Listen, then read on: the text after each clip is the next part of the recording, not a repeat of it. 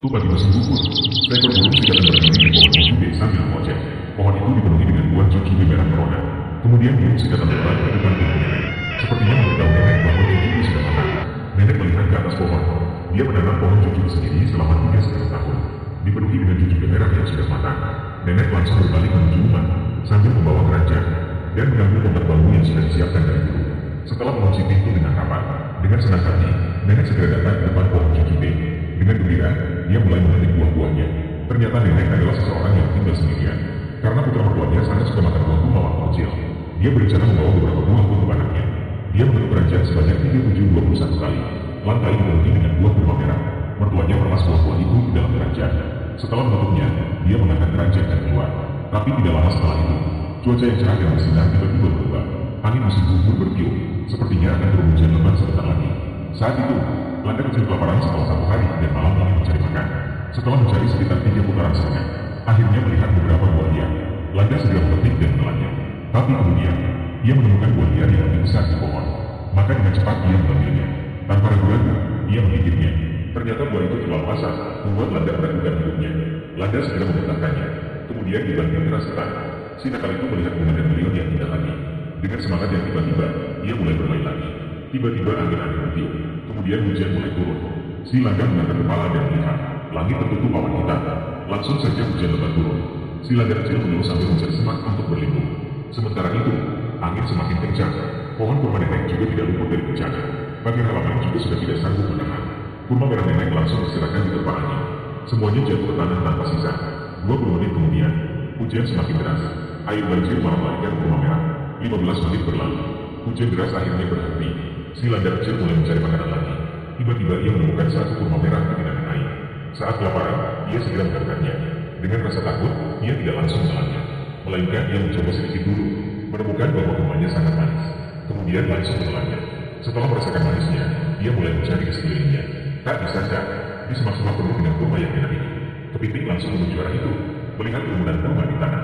Ia sangat senang sampai tidak bisa berkata-kata. Berputar-putar mengelilingi kurma. Namun, masalah datang lagi. Ada begitu banyak kurma. Bagaimana cara membawa semuanya pulang? Kepiting mencoba menumpuk kurma terlebih dahulu. Namun, kurma terus tersebar. Ia tidak bisa mengangkat semua kurma sendirian. Setelah beberapa kali mencoba, tiba-tiba kepiting mendapat ide. Langsung menggunakan kelebihannya. Berputar setengah lingkaran di tanah. Tentu saja punggung Landa dipenuhi dengan kurma merah. Landa yang tersisa di bagian terang.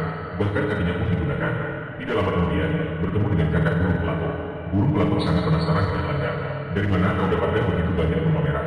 Ini adalah yang saya ambil. Di situ banyak sekali. Ayo cepat ambil.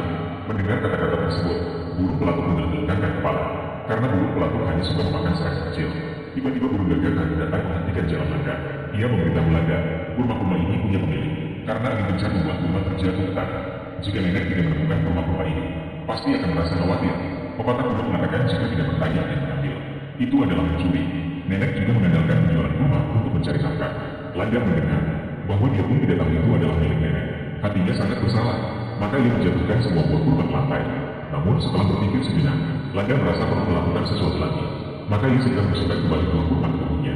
Kicauan burung gagak membuat Landa terkecoh, mengira Landa ingin membawa buah kurma. Dengan cepat, mereka menghentikan Landa. Dia akan mengantarkannya kembali kepada nenek.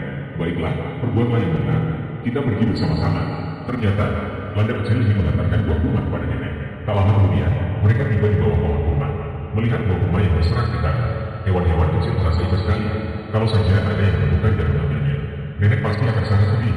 Maka, beberapa teman kecil memutuskan untuk belajar dari Soleh yang tinggi, mengumpulkan semua buah kurma tersebut untuk membantu membawanya ke dalam rumah nenek.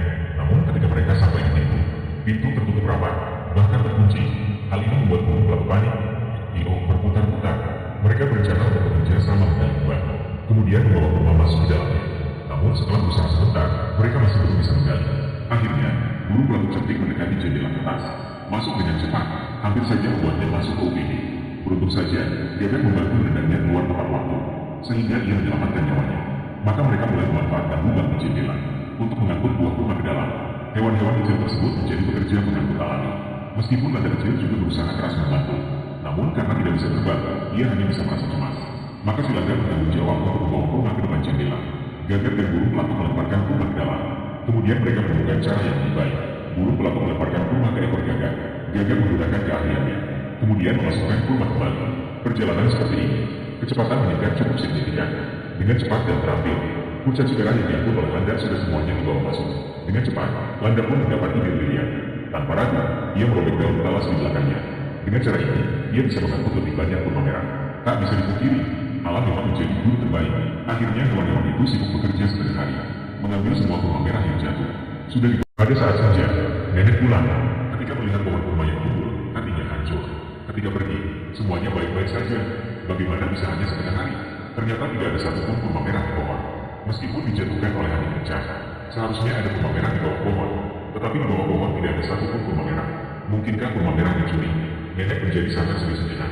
Ini adalah pohon kurma yang telah saya tanam dengan susah payah selama beberapa tahun. Akhirnya musim ini berhasil. Masih berharap bisa menjual kurma merah ini untuk mendapat uang. Saat nenek berbicara, dia mendekati pintu. Saat dia mendorong pintu dan masuk, tiba-tiba kakinya menginjak kurma merah yang tergeletak di lantai. It's weird, right? Akibatnya, nenek pun tergelincir.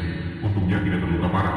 Saat nenek melihat kurma merah berserakan di lantai, awalnya dia bingung, namun kemudian tersenyum bahagia.